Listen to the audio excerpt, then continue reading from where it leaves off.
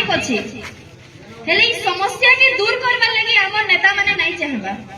अलगा राज्य रे कहले जे चासी के नहीं गोटे निर्वाचन प्रसंग रे लड़ा होछि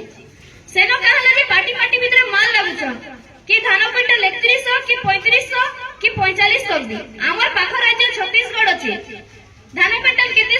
अछि आज्ञा जानि छ समस्ते 3100 जदि छत्तीसगढ़ हमर बारी आले थाइ किना सेनो धान क्विंटल 3100 ही परछे ओडिसा रे कहले जे नहीं पाबा काना ओडिसा रे चाष अलगा होछि चासी अलगा छ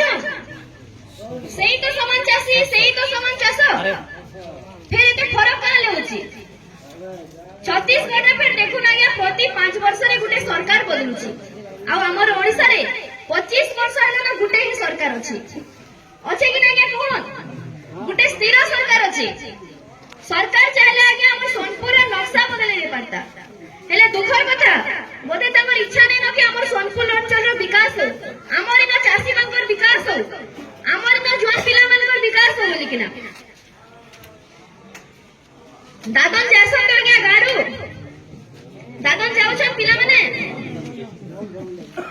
दादन यहां दे केते जाउ छ ना आग्रो केते जाउ छले देखुन 25 वर्ष आग्रो केते जाउ छले एबे हजार हजार गुना यहां दे बेसी जाउ छ सोनपुर रे सुता कलटी अछि समस्त जानिथिबे